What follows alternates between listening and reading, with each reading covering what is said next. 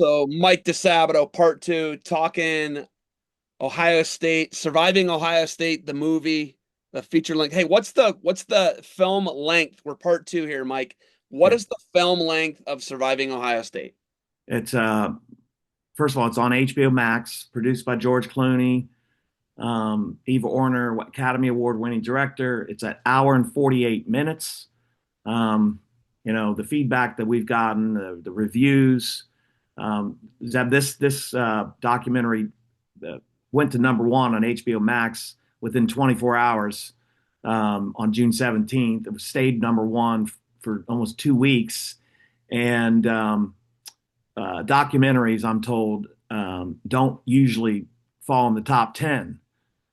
We were at number one for 2 weeks. The feedback, the reviews, the New York Times, Wall Street Journal, all the it's the positive response that we've gotten has been tremendous. And yeah, hour and 48 minutes, HBO Max. I encourage everyone to watch this. And we can all learn from this. And I'm very proud to be a part of this team. How bad does it suck that this is basically about your life and your teammates' lives of you being abused by a trusted team physician? Well, it's about part of my life. Again, I saw Strauss for the first time when I was 14. So 14 through, 98 when he left. I think I was 20. I was 30 years old when he left Ohio State. But but again, I didn't really. When you look at sex abuse, male sex abuse victims, a lot of people know this, but most sex abuse victims, male sex abuse victims, don't come forward until they're in their 50s. They don't recognize it, number one, or they bury the shame. And I had some of those same, in 2018 I came out. There's shame associated with sexual abuse that I hope we get rid of. I'm speaking to you now today because I'm not ashamed. I wasn't the problem. He was the problem. And Mike Schick said that I think best in his one of his speeches in front of the board of directors at Ohio State. We weren't the problem. Richard Strauss was the problem, and the way that the university mishandled it was the problem. Um, so yeah, I just keep going back to the film. If you watch the film, you can't watch that film and not want to scream in some way. You can't watch that film and say, "Oh, I'm going to be the same person I was yesterday." it's it has that kind of impact. I think it's having that kind of impact on people. It's amazing to me, Zeb, the conversations that I've had since with high profile, just normal folks that have reached out to me via, DMs or text me or whatnot, guys that have similar experiences that are elite male athletes that are sharing stuff with me for the first time because now they feel like they have a voice. So we're giving a voice to the voiceless. And yeah, it's been a crazy month for me. It kind of triggering some of the old trauma, and yet it's I know I'm doing work that and having a conversation with on a topic that needs to be discussed. Mike, the another prevailing thought, camp thought, or a side of the story is, and I've said this word to you before, and I've asked you if you're this before. Mike DiSabato is a shyster. Mike DiSabato is a guy looking for a handout. He's looking for a lawsuit. Mike DiSabato is a guy that he's only jumping on this because there's money involved. There's that you know that's a thing. You know that's a thing people have said about Mike Mhm. DiSabato. I've asked you before, are you a shyster? In all fairness, right? What do you say to those people who Mike's looking for a payday? That didn't happen. What do you say to those folks? Where are you now? That's what I say. where are you now? Watch the film and let me know where you are now. It's that simple. This film speaks for itself. Anyone that wants to take shots at me for having the audacity to stand and scream at the top of my lungs, which is what I did. Figured. I mean, I it was a very traumatic experience. You don't say, "Hey, Ohio State, I got abused. Can you please help me?" No, this is a $8 billion public. They spend $8 billion a year. They have a $9 billion endowment. They control the narrative in the state of Ohio, and I had the audacity to believe that they would listen and understand and support us. And uh, I say to those folks, "Where are you now? Watch the film, and if you want to call me a shot, it doesn't bother me. I know who I am. I know the people that I'm close to know who I am. Um, and you know, watch. Where are you now? Watch the film. Mike DiSabato is a flim flammer. Mike DiSabato's run through multiple businesses. Mike DiSabato, this was a situation where they gained something from this. That's another thing I've heard. Hmm. Do you feel like, and you guys addressed it in the film, it was not you, but it was addressed in the film. Hmm. Were people exchanging? This is almost like you alluded to it.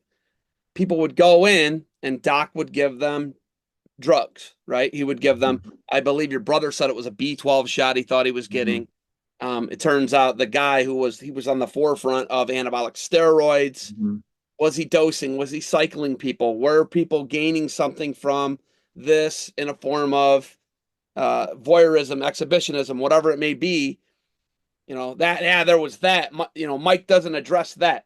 I've heard that as well.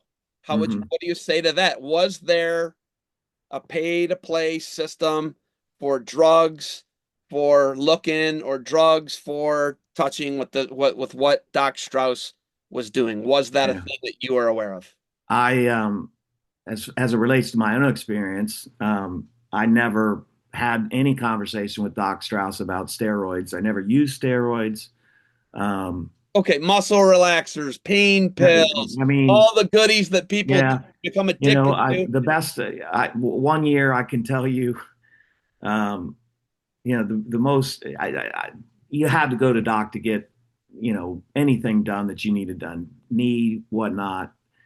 He never talked to me about steroids, but then I wasn't that guy that was looking to have a conversation with him about steroids.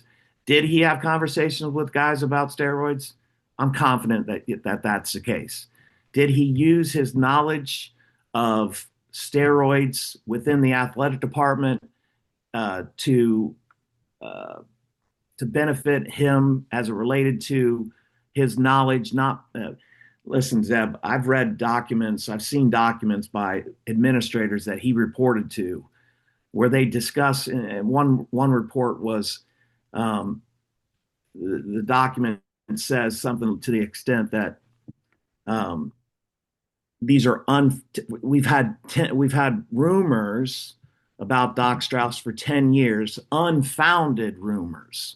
So this administrator was going above and beyond saying they're unfounded rumors. These rumors were brought to the attention of administrators by one of the coaches, is Charlotte Reminick, fencing coach, and they're on the record saying she's been coming to us for 10 years. Guess what? They didn't investigate. They never went to a fencer and did an investigation to validate these claims. They just said they were unfounded. So when you read some of these documents, you're like, what the hell how did he get away with this? Why, what did he have on them? And do I believe that steroids was the only thing that he had on him? No, but certainly he was an expert. You saw testimony from a trainer in the documentary that he handled anabolic steroids for Doc Strauss. Um, and yeah, I can see that being one reason that the university would protect him. Zeb, in the movie, you saw this. they had credible evidence that he had done this in 1995, 96. He retired without penalty from the university, emeritus status, um, and walked away. He actually went off campus, started working off campus. It was almost like they were afraid of this dude and of holding him accountable.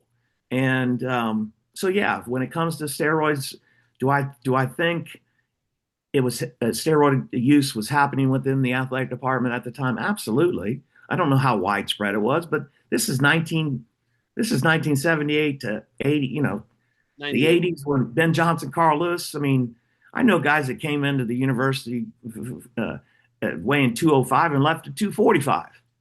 And so, and oh, by the way, like I said, Doc Strauss was performing studies on campus authorized by the athletic department on steroid use and the effects of steroid use on genital size.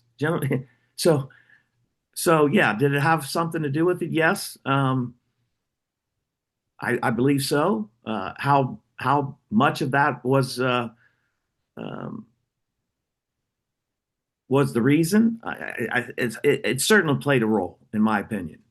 Do you think, Coleman talks about it and Coleman went to him a lot. Do you think when Mark was ruling the UFC, was Mark in contact with Strauss? Because I've talked to Nick Nutter.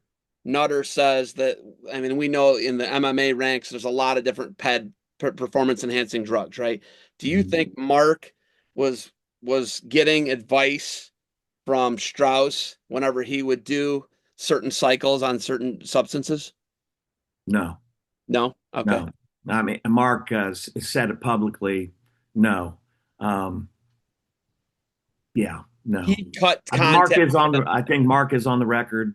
That when he was in MMA, which his career started in 95, 1995 or six, 94, that he 94, that 95. he that he participated. He'd taken steroids. Mark wasn't on steroids when he was in college. He No, no, no. wasn't. I'm saying no, no, no. No, That's not what I said. but I Not what said I I said. get it. I But said MMA. my point is I don't.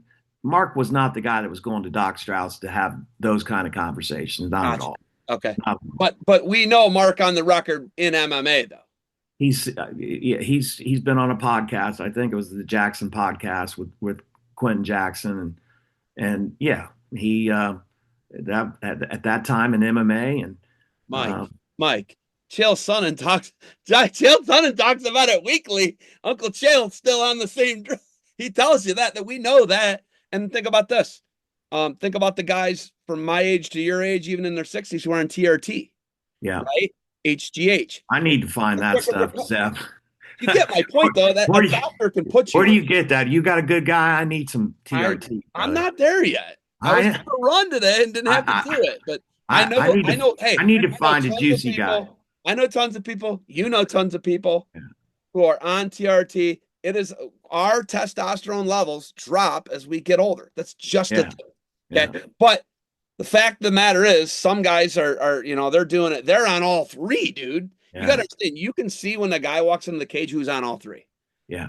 I think I know. I feel like you're Yeah. a guy who's got a pretty good eye for that. Who's been around the business for 40 Yeah. plus years and wrestling and how it evolved. The wrestlers Yeah. dominated MMA. I Yeah. think we're not morons here, Mike. No. So here's the tough one for you. Obviously, this whole thing's tough, but your longtime mentors, your heroes, your coach Russ Hellickson, and then the assistant coach was Jim Jordan. Yeah. At the time, Jimmy would have been 25, 26, 27, 28 years old around Yeah. that time, Mid before 20s. his political career. Um, and then Russ. What was the fencing coach's name? What's her name again? Charlotte Reminick. Charlotte Reminick. Okay, and this is what I've heard. I've heard that your coaches, would say things to administration, and report this. And they were basically told, you guys are meathead wrestling coaches, coach wrestling. Is that in fact true, Mike? Yeah. Well, yes. Let me provide more clarity to Give me it. more context. Yeah, go ahead. Yeah. Russ is on the record in his own testimony to me. I produced uh, a documentary. Let's call it a small short film where I recorded documentary or testimony from Russ and Mark Coleman, myself, and a nursing student named Brian Garrett. This was June of 2018, and Russ is on the record saying, he took concerns about Strauss and Larkins Hall, which we need to talk about as well, to Andy Geiger, Jim Jones. Those were the two athletic directors at the time, and Andy Geiger actually corroborates Russ's testimony in the Washington Post, and I think it was 2023. David Marinis, who's a Pulitzer Prize winning um, uh, journalist, tells Geiger tells him that, yeah, Russ came to me, Charlotte came to me, and they reported issues at Larkins Hall, deviant, sexual. It was basically running a bathhouse on university property. Um, so they were taking concerns. He also says in the documentary that Jim Jordan, wasn't culpable. He was 24, 25-year old. Russ is the head coach. Russ has taken those issues to administration, and administration wasn't handling it appropriately. And Andy Geiger owns that. He says that. Now, Andy also says that for Jim Jordan to say he knew nothing about it is not credible based on his relationship with Russ and Russ's relationship with Jim. It's not credible. Um, So, and okay, so, Jim Jordan's behavior yeah, in the 80s and 90s as your coach, commendable coach, a guy who went above and beyond, trained hard, was honest, would tell you guys the right things, lived right. You can't say a bad thing about Jim Jordan as your wrestling coach prior. You can't say Jim Jordan was a bad guy. Jim Jordan didn't do everything he could to get you extra workouts, train with you, technique, weightlifting, nutrition, living right. Jim Jordan was like a perfect citizen at this point. Would you attest to that? he was a friend, my training partner, my coach. Uh, Jim and I've known Jim since I was 6, 7 years old. Um, uh, he, yes, Jim was a great influence. He had a significant influence on me as a college athlete. He was my training partner, not just mine, but several. I was in that group. Um, uh, yeah, I mean, I don't politically, we didn't necessarily, Jim and I had a great relationship from the standpoint that we didn't necessarily agree politically. We actually enjoyed jousting about politics in the locker room. Him and I it was kind of a show every day to some extent, talking about politics in that environment. I remained friends with Jim after college. We would talk at least once a quarter. I'd call him just to check in. I did that with multiple coaches, John Doherty, um, uh, and Russ. Russ is, I, he was my father figure in a lot of ways. I mean, I went to 2 Olympic Games with Russ Hellickson. I love the guy. Sometimes folks that you love, you have a falling out with. Yeah. And in Jim's case, when I go to Jim uh, in 2008, here's the testimony to our relationship. He gave me 2 tickets to Obama's inauguration. I was one of the few folks on the left that he actually had a relationship with. so so he gave me. I mean, we had a good relationship up until we didn't, and we didn't when in 2018, in February 2018, I went to Jim and Russ before I had the meeting with Ohio State, and I told Jim in detail, this is what I'm going to do. We had a 45-minute conversation about it.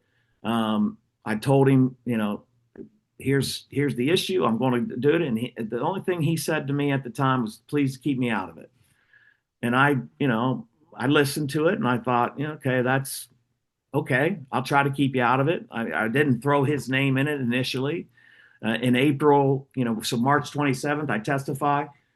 Early April, he gets quoted by the Columbus Dispatch saying he didn't know anything. I didn't, Jim Jordan was quoted by them. His first quote that he made was a week or two after the whistleblowing event. He told the dispatch that he didn't know anything. I didn't out him. I didn't scream it. It was what it was. The investigation commenced July of 2018, which is almost 4 months later. I get a call from NBC News. It was actually July 3rd. Our anniversary's here soon, 7-year anniversary. A reporter calls me and says, listen, Jim Jordan just told me, denied that he knew any knowledge. He gave a statement. And at that time, a lot had transpired in the case. It was 4 months. Frankly, actually, let me step back. In late April of 2018, after he denied it the first time, I sent an email to him to memorialize our conversation and to request that he steps in. Jim, help us. You can help us. Please do. And I got the email still. It's not public yet, but I got the email where I say, Jim, this is happening. You have a platform. Can you help us? Didn't hear anything back from him. No confirmation. He ghosted me. And again, that was April 2018. July 2018, I get the call, and I tried to be sensitive, and this is my coach. Jim and I don't agree politically, but I was always proud of the fact that he was my friend and he was having a successful career in politics. He's Jim Jordan is my guy. And so when the NBC folks called me, there was, people were piling up on me, Zeb, and not just me, all of us. And I had enough. And I said to the reporter, listen, Jim is my friend and I love him. But as it relates to Doc Strauss and Larkins Hall, he knew, period. You can't keep saying you didn't know. You can say you didn't. I wasn't saying at the time that Jim Jordan as a coach did something wrong. He didn't. He knew. Russ knew. Russ took stuff up there. So that Jim Jordan of then was fine. The problem I had, and most of the guys that are in this suit have, is from 2018 on, there's no Jim Jordan support. What happened? How do you go there? What changed? What changed for Jim? What changed was Russ. He didn't want it. He chose to not own the fact that this happened. He was there. Again, he had no culpability. No one ever said he's on our side. Now, the media tried to make him culpable for his actions at the time. And the only culpability he had was he was there, and his head coach, the head coach who's in, who he reports to, was reporting this. So Jim, did he do anything wrong at the time? No, there's no culpability. But there is culpability in 2018, from 2018 on, when you call us, in essence, suggest that we're lying about this, that you didn't know. There's three things that are clear that Jim Jordan knew. He knew without a doubt that Dr. Strauss was performing unnecessary genital exams, period. He knew that Doc Strauss was taking showers with us and multiple teams unnecessarily, which is a form of sex abuse. And he knew without a doubt that Larkins Hall was a cesspool of deviant. It was a deviant, sexually hostile. Said it earlier. The university was running what I call a bathhouse. Administrators, students, and faculty had access to take showers with elite male athletes on a daily basis. Public, essentially. Public. If you could pay for a pass, a membership, I could enter Larkins Hall, but they hung you out to dry as they were putting. There's no varsity sports on any D1 campus that I know of that is in with the general student population You need to code in, you need to card in now. Everything is secure now. So this was like this just bizarre, weird thing, and it had not transitioned over yet to having your own separate facilities. Larkins Hall was where fencing, men's gymnastics, and wrestling were, correct? Swimming. Swimming. Okay. So Yeah. it was more. It was more.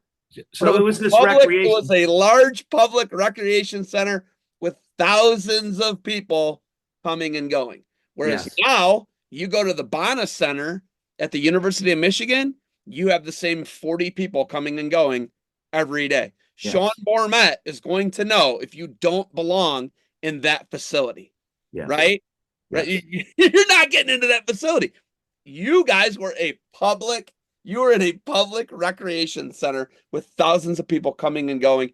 And to your point, the voyeurism in the locker rooms when you have a public bathhouse is what you used.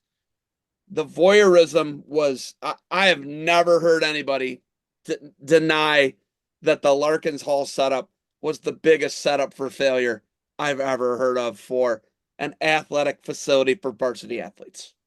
Zeb, every day from 1978 to 1986, actually before that, up until 1986, varsity wrestling athletes and swimmers and gymnasts and whatnot, their lockers were in the general student locker room. It was a big locker room. So if you had a student ID or faculty ID or an administrator ID, you could get into Larkins Hall where you would be in a locker room with male athletes. You could take a shower with male athletes.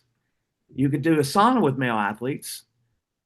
And frankly, those that were deviant predators had access and they took advantage of that access. So every day we would walk into a sauna and a shower. And by the way, Jim Jordan and Russ Hellickson were there every day with us. And we would see multiple situations where the same guys would show up on a regular basis. They would expose themselves. They would soap themselves. They're in a masturbation style. Russ is on record. I've got a video testimony of him telling a story about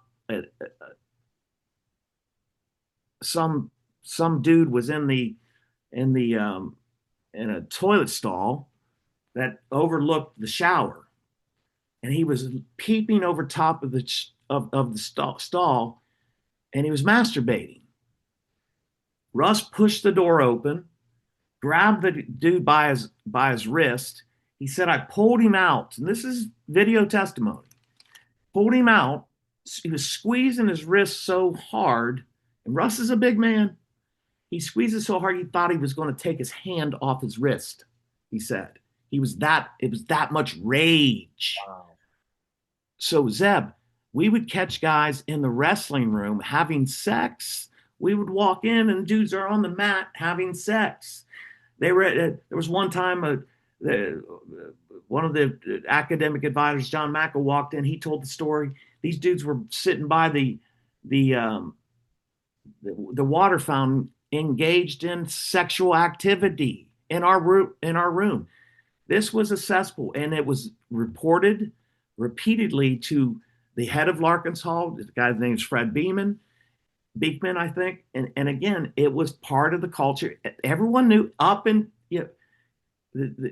I know it went to the top of the food chain because in 1993 or 94, there was an incident or two where some male athlete wrestlers threatened a couple predators. He's like, one of the guys said, "What the fuck are you looking at? I'm going to fucking rip your head off." Something of that nature. The guy was a faculty member. He went to the administration, and 2 days later, Russ was pulled in and told that the wrestling team had to go to sensitivity training because they were instructed, you are not to put hands on anyone or threaten anyone, and they had to report to sensitivity training to protect the predators. Mike, it's so to acknowledge. Think back at that time, though, Zeb. Gay bashing was an issue. You know, there was a conversation about homosexuality that was emerging in our culture at the time, and so the university was being sensitive to the fact that, because you're a homosexual does not mean you're a deviant homosexual, you're a deviant predator. That's not the case. That's how I proceeded. But there was situations where homosexual males were taking advantage of access to elite male athletes and doing inappropriate sexual acts on a daily basis. It happened. Own so it. here's my question. Why do you think Jim Jordan and Russ never got their hands on, like you talk about what Russ did to the guy in the stall, pulled them out. I mean, hey man, I'm gonna say it right here. I have kids, and if I can protect my kids, and if I'm a coach and I can teach, my kids something, and I can protect them from things like that, I'm gonna do it. And if it's a Yeah. physical act of removing them, I'm gonna do it. Yeah. Russ was not in the wrong there. Okay. But why do you think we'd have the Jim Jordan? Would he have the political career he has had he acted on defending you guys or defending himself from Doc Strauss? Well, it's hard to look back. All I can I say, know. I understand that. I understand the what ifs, shoulda, woulda, shoulda, well, couldas. the only piece that I would say is Jim's behavior post 2018 has had an impact, in my opinion, on his career. I think at the time he was running for Speaker of the House, and in my opinion, this is my opinion, had he supported us and in a way that, you know no one, again, you're not culpable, but you did have knowledge, and if he would have made the statement and stood by us and say, listen, this happened, and I'm here to be part of the solution, and part of the solution is we need to recognize, own this, and make sure it never happens, and compensate these men for the atrocities that were committed. Zeb, over 107 reported cases of rape. We're not talking genital massage. We're talking rape. You saw it in the movie. A hockey player, 6'6", Al Novakowski, came into the university as a highly touted hockey player. He was college teammates or roommate with Tim Moxley, who was obviously a high profile wrestler and football player. Tim has confirmed all of the stories, that Al's story, that he was sedated by Strauss, took up to his room, and he was raped. And he's not the only one. So when you hear those kind of atrocities and you're Jim Jordan, how do you not come to our aid? How do you not own it and be a part of the solution? And again, I think if he had to do it over again, frankly, I begged him to help us in 2018, and it's in writing. So Mike, he chose. If he changes the language, if Jim Jordan says, when they're like, hey, do you know about the alleged sexual misconduct and abuse of Dr. Richard Strauss from 1978 to 1998, they give the 20-year period where they ask him, right? And he makes this statement. Let's say he says this. He says, I always knew Doc was a strange guy. I had heard things. I never had a personal interaction with Doc like that. I never personally seen it. If he Mhm. would have just said something like that, is he off the hook? Does he say what essentially this never happened to him? Never happened to Russ. I don't think they were ever examined by him. I don't think that happened to those guys. But I can't speak for them, but I don't think that I don't think we're discussing that, right? I don't think it ever happened to them, right? Um, I don't think it happened to Russ. I'm not sure it didn't happen to Jim. Okay, I but know. I know we that. don't know that though. We Yeah. don't know. Let's just assume that that's not a Yeah. thing that happened. Let's just Yeah. say I right? got you. He makes that statement. He makes it and he changes two sentences around, three sentences around. Is Jim off the hook, or is Jim such a guy of the right wing that liberal left and people who are liberals and Democrats continue to come after him and continue to change the spelling of his name from Jim to JGYM. Would it He, matter? Would the it statement would have mattered matter to if they changed it? it would matter to us. Okay. Um, the reality is, I still hold out hope that he's going to watch this documentary and speak um, truth about it and own it. And again, I'm not asking him to. He's not culpable. He should not be prosecuted. Did he make a mistake and deciding to attack the victims? Yes, he did. And is that reprehensible? Yes, but we all make mistakes, Zeb. Mark McGuire took anabolic steroids. Was it, own it? Jim, you were there. You know this happened, and you chose to not be with us. And again, I think I hold out hope that he'll watch the film. And my phone, I'm always open to have a conversation with Jim. He's, again, I look at the positives of our relationship. He was had a major influence on me as a young kid. I'm not who I am today if I wasn't coached by Jim Jordan and Russ Hellickson. I love them both, but at the end of the day, we can't have a real good conversation when you're not real and truthful about something that's really not cool to be not truthful about. I mean, we're talking about serious shit, and you can't, there's no, oh, watch the film. If you can watch the film and remain silent, then I don't know who you are. Just don't know who you are. Can your relationship be fixed with those two guys?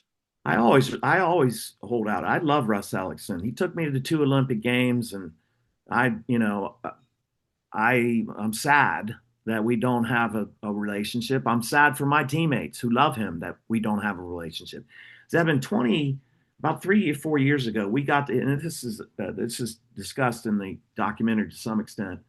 Um, we got together. There's like 30 of us that got together at Hilliard Davidson High School. Don Morange, the top of the time, him and Mike Schick, and Russ came and we sat together and we said, here's what Russ was. Russ had gone ghosted on us post 2018 when Jordan went around, and that's a separate story. But we met with Russ and these guys. We wanted Russ to just say, this happened. I support my guys, and I'm here to verify all this stuff was true. And we left that meeting thinking he was going to make that decision and make a comment to one of the news outlets, and he chose later to not do that. And so that, and from that day on, he's not owned he's not supported us guys. There's relationships that have been lost. There's guys on the other side that that I respect, and that they don't want to put Russ in the middle. And no one, again, did Russ Hellickson not report? If he had not reported, if he had covered it up, then that's a separate issue. But he didn't. He just didn't have the power to fire this guy. And so yeah, can he watch that film? Can Jim watch that film and support us going forward? I would embrace it. I think all of our guys would embrace it. No relationship is unmendable. But again, without acknowledgement, there can be no relationship, real relationship. Powerful stuff, man. All right, man. We're gonna get to part 3 here. Take a quick break. I'll be right back. Mike DiSabato for part 3 of Surviving Ohio State.